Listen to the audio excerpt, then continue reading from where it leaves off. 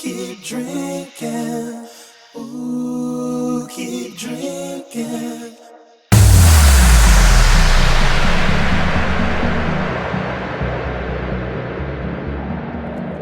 Ooh, keep drinking. Ooh, keep drinking. Ooh, keep drinking. Turn down for what? Turn down for what? Turn down for what? Turn down for what? Turn down for what? Turn down for what? Turn down for what? Turn down for what? Turn down for what? Turn down, turn up, up, up, up, up, up, up. Turn down for what? Turn down for what? Turn down for what? Turn down for what? Turn down for what? Turn down, turn up, up, up. Now I'm at the bar again, chilling with my closest friends. Jaeger bombs and Rumplemans, Fireball and Jameson, Hennessy, Hypnotic and Amsterdam, Patron and gin. Round and round we go again, partying and never ends. Like ooh, keep drinking. Ooh, keep drinking. Ooh, keep drinking. We turn up, up, up, up, up, up, up, up. Turn down for what? Turn down for what? Turn down for what? Turn down for what? Turn down for what? Turn down, turn up, up, up, up, up, up, up, up. Turn down for what? Turn down for what? Turn down for what? Turn down for what? Turn down for what? Turn down, turn up, up, up, up, up, up, up. Ooh, keep drinking. Ooh, keep drinking. Ooh, keep drinking. Turn down for what? Turn down for what? Turn down for what? Turn down for what? Turn down for what? Turn down, turn up, up, up, up,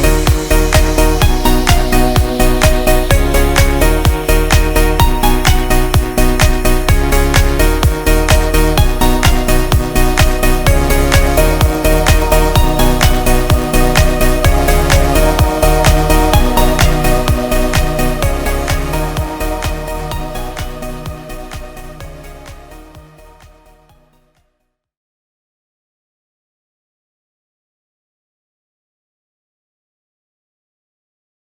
Stacy, this music is the apotheosis of my life's work. Without it, I'm like the ocean without a moon pulling me forward. Just wet, dog. Wet and still, like a puddle. Don't take this from me. Don't take this from the world. Nope. Stacy, you do music, right? I don't do it wrong. There you go. Maybe you can use it as a feature. One of your songs. Maybe.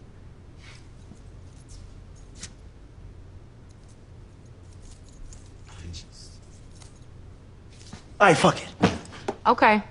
But I want a real feature, though. Not like the girl who said Maybach music. She didn't get paid. Okay, done. You smart. Where you at, Stephanie? Where you at? Where you at? Now that girl is missing. Scooter, and she can't be found. Scooter, she gone on some scooter. Evidence found on scooter. You through the road. Get your hands free. Pick up the phone. Hit 'em with your keys. Shit on yourself so they don't like you. Dislocate your shoulder like a lethal weapon too. All right, look, turn this off. I need you to sing from your diaphragm, not your belly button ring.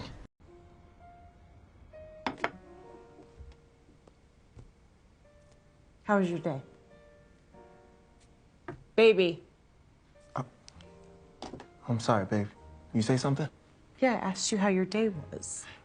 Sorry, babe. We got some new intel coming in from the cell phone store robbery. Oh, that's great. And we have enough problems around here. It's bad enough they're pushing out all the old businesses. Are they still coming after your pops? Yeah. But he's hoping that the Christmas season sales will pay SLI off and keep the doors open, so. Selling may not be the worst thing. I mean, after all, when we get married, you'll be at home with our kids. The store's been in my family for 3 generations. I can't just abandon it. And why would you assume that I wouldn't work if the store closed? I have my own dreams, you know. What are you gonna do? Go back to school? Sell dresses? You know I want to open my own boutique. I designed my jewel ball dress and several others. People are always asking me to design. Oh, come on, babe. What do you expect friends to say? I'm sure that your dress is beautiful, but that's because you'll be the one wearing it. That doesn't mean you just go and start a business. You see how hard it is with the developers taking over every block? Yeah, I see how hard it is because I work there. We're not giving up on Rosegate. Jay, I love Rosegate too. All I'm saying is that being my wife and the mother of my children should be a worthwhile alternative. But what we about... talked about this. My mom stayed home to raise me and my 2 brothers. That's important to me, Jade. You really should think about it.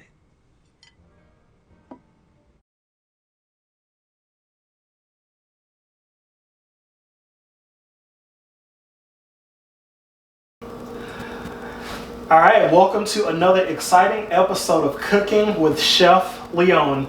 I once heard a quote of a meme that said, "You have to work and hustle until you no longer have to introduce yourself." My guest today is the living embodiment of that quote, a man who does not have to introduce himself. This is Edward Williams III. Thank you for coming to the show. Man, I appreciate you for having me, man, for real. I appreciate you taking time out of your busy schedule. Let's get right into it. Yes, sir. Where did you first discover your love of acting? Growing up, I knew that I wanted to be and was gonna be the next Michael Jackson. Not even like next, I was just gonna be Michael Jackson. Like, yeah. I know nothing about cloning anything, I just knew that me and Michael were the same person. Fair enough. So, there it is, you know, my whole life, as far as I can remember, I knew that I looked in the mirror and I saw Michael Jackson. So as a kid, you used to impersonate Mike? All the time. I didn't impersonate, I just was the other Mike. Okay. Yeah, like, you know, like Gemini twins. I was Michael Jackson. Okay. I remember I was dancing outside, but see, I was a church Michael. You know, my dad was Joe Jackson, living proof, but he was the pastor version of Joe Jackson. So I used to have to sing before he would preach. I had no rhythm a lot, but I liked to dance. So I used to have to hold the mic. My dad would have me and my sister sing. We would go to nights. And she always wanted to be the lead, but I was always the lead. And I remember my mom bought me these blue suede shoes, and they thought I had the Holy Ghost, but I was just doing the moonwalk all in front of the church every chance I got. If the music was playing, I ran in front of the church and I would slide all across the floor. I didn't know your dad was a preacher. Yep, PK. Okay. PK. All right.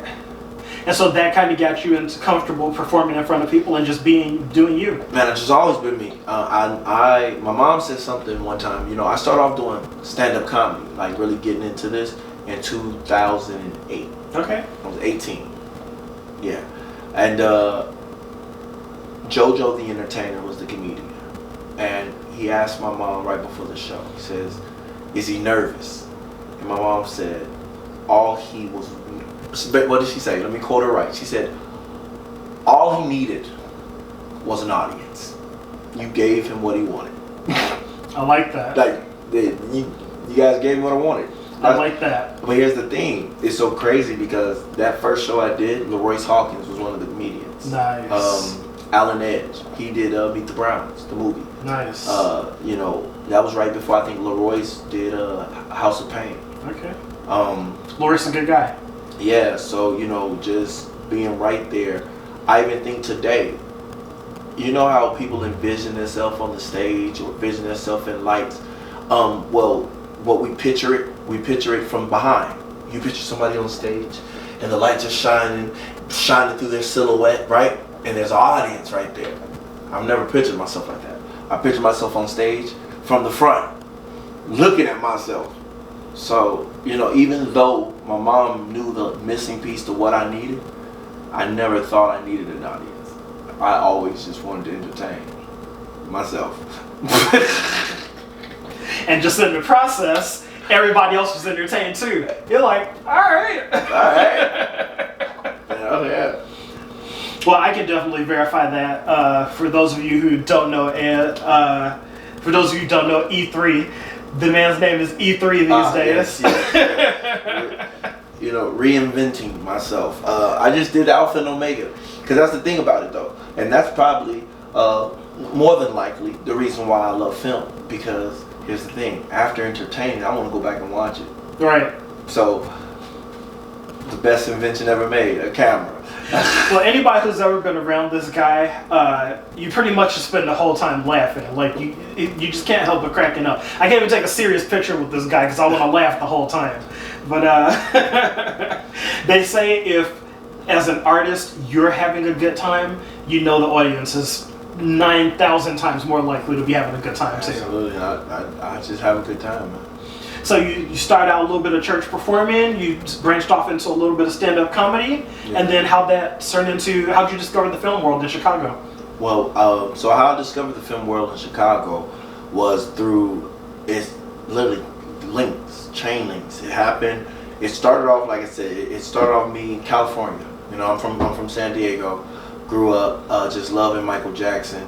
Ironically, God blessed my mom to marry a man from Gary, Indiana. Nice. So we ended up moving to Gary, where Michael Jackson's from. Don't tell me you lived on Jackson Street. I did live on Jackson Street. But, it was just amazing. That's the first place I wanted to go, was Michael Jackson's house.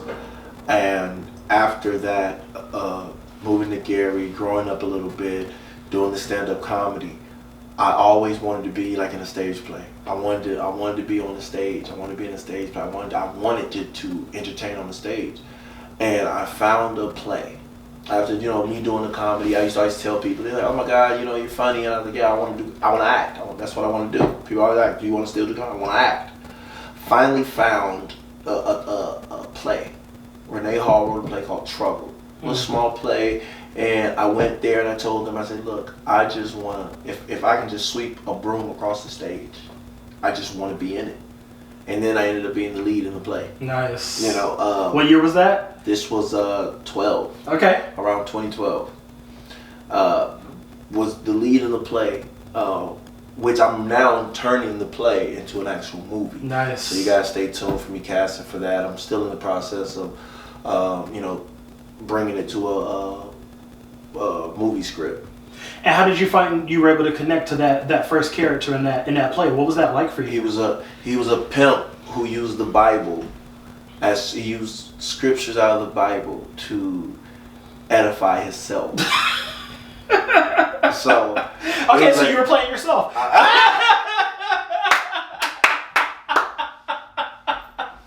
Okay, and that makes sense. Makes sense, I played that character so well that my mom didn't want to talk to me for a while. This dude was ruthless. Like, I mean, literally, controlling this woman, by the words of God. Wow. Yeah, it was crazy. Yeah, but I killed it. Wow. Yeah, killed it. I went from doing that to, just like links. I met Gerald Hall, Richard Gallion, John Ruffin, Alonzo Ruffin, just a bunch of Tashika Benson, which we're doing a play coming up. It's called All I Ever Wanted, November 5th, 6th, and 7th. Oh, cool. Yeah. Yeah, coming out. Make sure you send me the info. Absolutely, absolutely. Where's that going to be at? That's going to be on the west side. Okay. Matson Theater. Okay. Can people buy tickets online right now? Absolutely, and you can buy tickets from me. Okay. Yeah. Any social media platform, Edward Williams III. You can DM me for tickets right now. Tickets are $35. Amazing play. Yours truly. I'm gonna be performing. Nice. And even singing a little bit. Okay. Spoiler alert. Yeah, a lot of people know, and a lot of people don't know. This man yeah. has a musical side. Yeah, a lot of people don't take it serious, or have heard how serious I take it. Well, I've heard so many times from so many actors versus musicians that so many people, when they were growing up, they wanted to do one or the other, and then they ended up finding their way by doing the opposite one and then circling back on it. I've heard that about so many actors and musicians. And that's probably true. That's probably true because I wanted to really, I used to sing Michael Jackson songs. I used to sing in church, but I wanted to be Michael. You know what I'm saying? So it was like, as a kid, I didn't care. I didn't care who I was because I'm Edward Williams III. Right. I don't even have a name. This is my daddy's name. It's not even his name. It's my granddaddy's name. You know what I'm saying? So Edward Williams III, Michael Jackson, it doesn't matter. Yeah. And I just focus on being someone else. But always staying true to me because the true me wanted to be someone else. Yeah. Yeah, it's weird, eh? And at what point in your acting career because you're starting to network, you're starting to meet so many people, you're finding your way in this world. At what point did you meet Lawrence Lee Wallace? Lauren. I actually met Lawrence during my first audition for my first role I ever booked as a screen actor. Nice. Kim Nora. I used to do plays with Gerald Hall and Kim Nora. Kim Nora told me to go, he gave me an address and be here this day, this time. Didn't tell me what it was for. It happened to be for Chirac. Nice. The series. Yeah, I remember. Yeah. I went in, didn't know what I was doing, so I grabbed all the scripts and they were like, who are you reading for? And I'm like, I don't know. I didn't know what the size were, so I just grabbed all the scripts and I memorized all the lines that were on the table. I go in the room, I meet Coco James, I meet Will, Michael Ballard, I meet all these people and they're like, who you auditioning from? I'm like, Eric Lane. Eric Lane. I met Eric Lane. Eric Lane was there. He came up to me and was like, bro, you got this? I'm like, he don't even know what I got. Because I ain't got nothing. I go in that room, man, and I impressed him, because I knew all the lines to every character. Because I had no stress, but I had all the stress in the world. I was just like, I'm gonna just read for everybody. I read for all the Mexicans. I read for all the Spanish people. I read for all the black people. I read for everybody. You just ready for what? Ready for whatever. For whatever.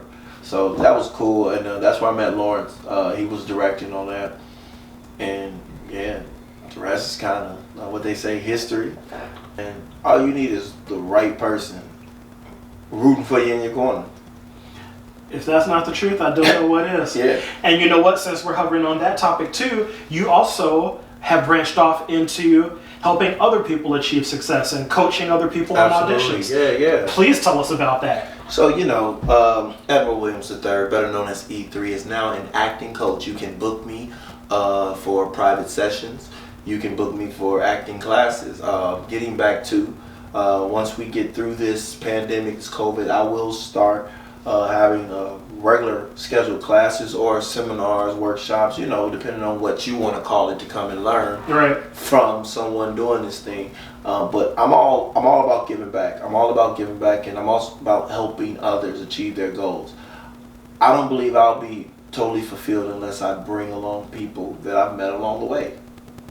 If I'm going to a place and obviously I'm still in proximity of you, but I can see the direction of where we're going, and you and I both believe that I'm not seeing a mirage like most people do, then follow me. Let me help you that way too. All right. So with that, doing that, it's all about just, this world is about capital gain. I'm not. I'm about being very wise with my time. We all are investing in ourselves. The way you invest in yourselves is when you want knowledge or information from one, you invest in them. and that's investing in yourself. Absolutely. I once heard it said that every time you teach someone something, you learn it a second time, or a third time, or a 10th time. That's profound. Yeah. And I think I also agree with what you said about, having a good mentor, having people to root for you, and people that we met in the early days of, being in film, and people that I've looked up to, people like Lawrence, who's been a great mentor, Eric Lane, who's been a great mentor, and just so many people we've worked with and that have done so many great things in the industry. And that are on your way to doing so many other great things. And then to be able to take time and give back and teach somebody else, I think that's really, it says a lot about a person. It says a lot about who you are. Yeah. And I believe that pays off too. I think all that good, that comes back to you too. Yeah, no, absolutely. I believe that it'll come back. But even if it don't, I enjoy doing it. Absolutely. I enjoy doing it. So now circling back to Southside. The first season was 10 episodes, correct? 10 episodes, yeah. And they run about a half-hour piece, give or take. Yep. And so it was on Comedy Central first. Okay. Now it's on HBO Max, and season 2 comes out November 11. And that's already wrapped. It's already wrapped. Nice. Already wrapped, already finished, signed, sealed, delivered. Baby, we are yours. And what was that date it comes out again? November 11. 11/11, no, HBO Max. 11/11/2/11. Tight. 11/11/2/1. Another show that you can kind of formulate from Southside is like The Simpsons.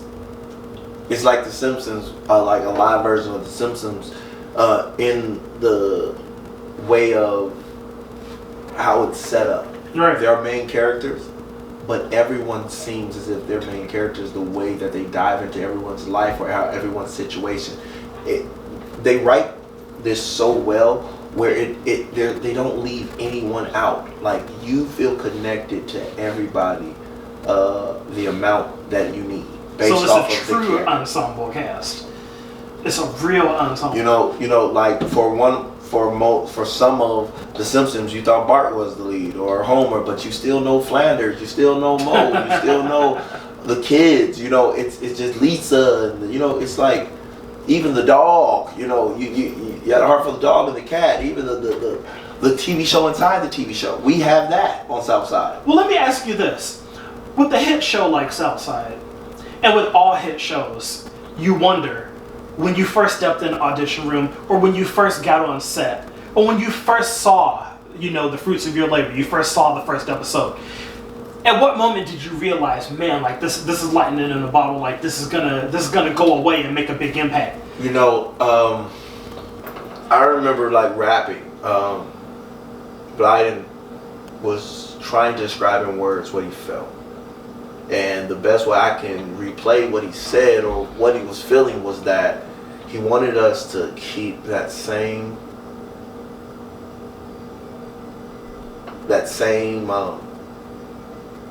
zeal, that same passion, that same eagerness that we had filming season 1, knowing that it was going to be big, but also not knowing, not letting our heads get too big off with the thought of how big the show was going to be. Right. And after seeing the episode, after recording every take, it was like, this show's going to be good. Putting it together, like, everyone stayed in communication.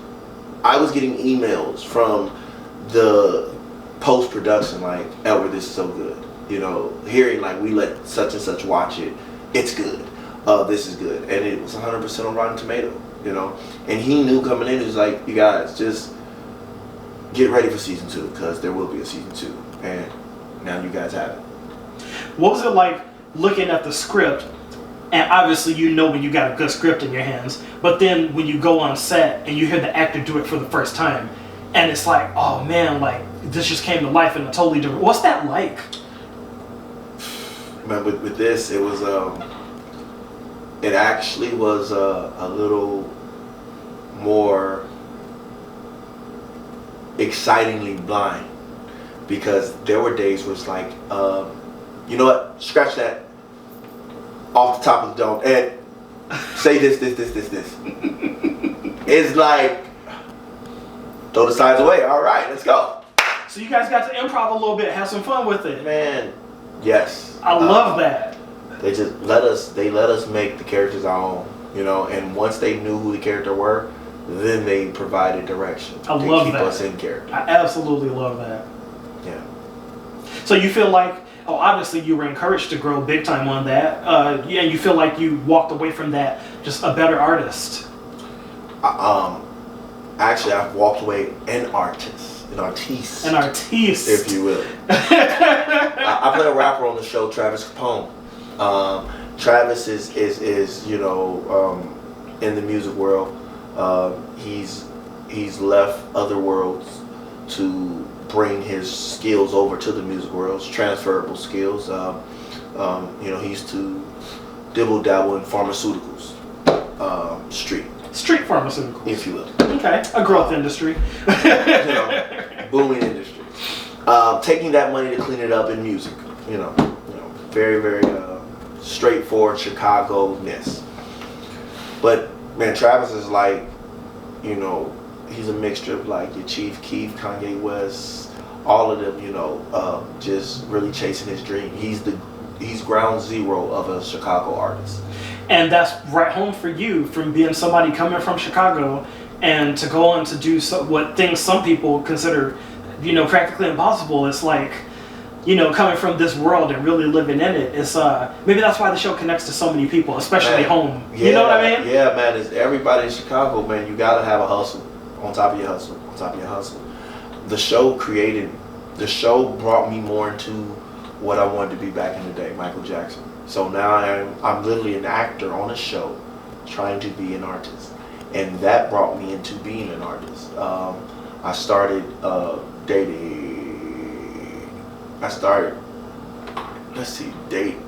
dating back to, man, I don't even know how far it goes back, because every time I think about how long I've been trying to get into music, I realize there's certain moments where I was in it and I fell off. I have a song called Liar with my friend Jason. You know, I'm featured on this song. Going back further than that, I was a rapper on Chirac, and I did a song for that. You know, so it's like, it's just crazy. Then I started meeting different people. I met a beautiful artist, Natalie Ophelia, who, man, took me all the way to the next level with my music. So you guys stay tuned. I'm coming out with some music next year. I'm just gonna start dropping. I don't know how. You know, I'm still figuring out this music thing. I do have a song on Apple Music, Happy Birthday Homie. You guys check that out. For any birthday parties, it'll turn you up real bit. Love that. Yeah, it's massive, bruv. Yeah. And when did that drop on Apple Music? On my birthday, on my 30th birthday. Nice. I dropped that song, Happy Birthday Homie. Actually, it's on all music platforms. Spotify, Tidal, it's everywhere. You can ShamWow it. Love that. Yeah. Love that. Shazam, I said ShamWow. What is it? Shazam. ShamWows, where you can like use it to like clean your car. Homie, you gonna play it while you ShamWow it. Happy birthday, homie. Hey. Don't give my viewers ideas. They might actually take you up on that. Okay, so I gotta ask you a question I ask all the big stars. Alright? Who has inspired you as an actor? If you could work with or have a conversation, a drink with, you know, who moves you? You know, who do you look up to? You know, who's that person that, you know, you'd love to have a conversation with and just chop it up, or be in a scene with? Who's your dream, you know what I'm saying, scene partner?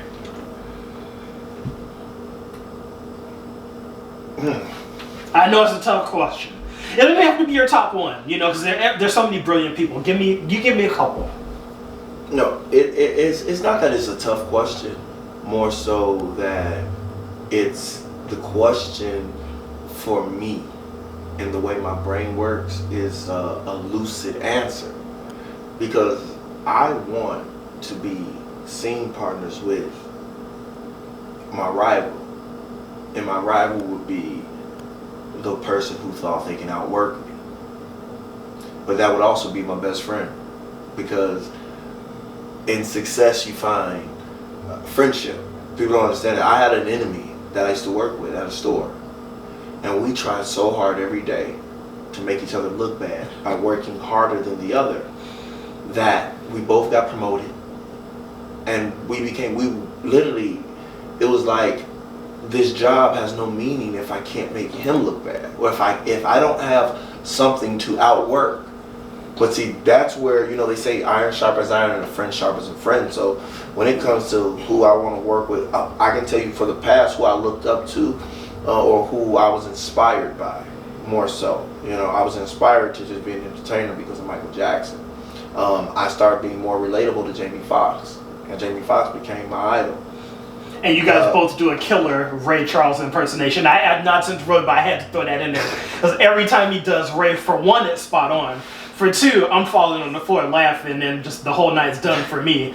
And we were on set, not 2 nights ago, and he starts doing Ray, and I just lost it. But anyway, continue. Obviously, Jamie Foxx, and obviously Ray Charles too, since we're hovering on the topic. Yeah, but you know, before Jamie, it was Leon from Temptation, Five Heartbeats. Great actor.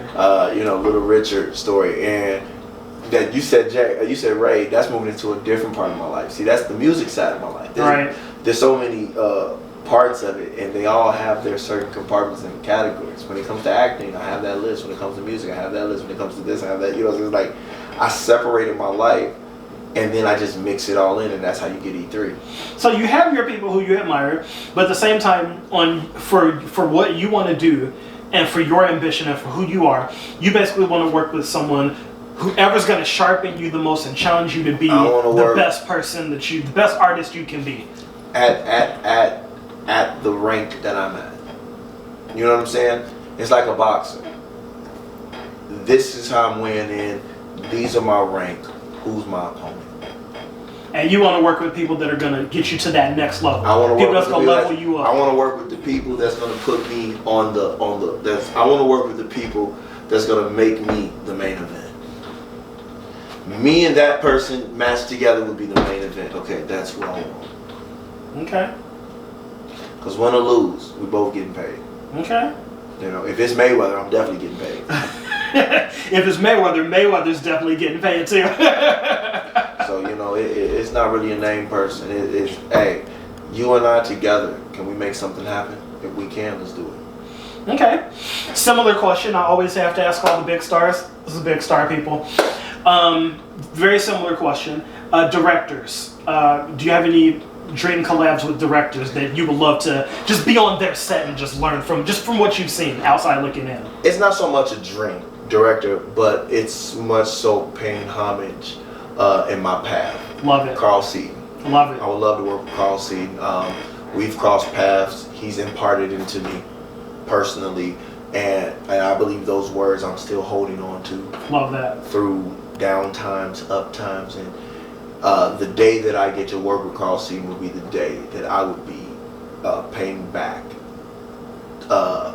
or I'm not gonna say paying back, more so letting him reap the harvest of the CD sold. Do you have a favorite project or favorite projects of his that just kind of have a special place in your heart? No, it's not so much that. It's more so with me. It's more so. It's not so much when it comes to the craft. It's more so much, like they say, it's not about what you know. It's about who you know. Right.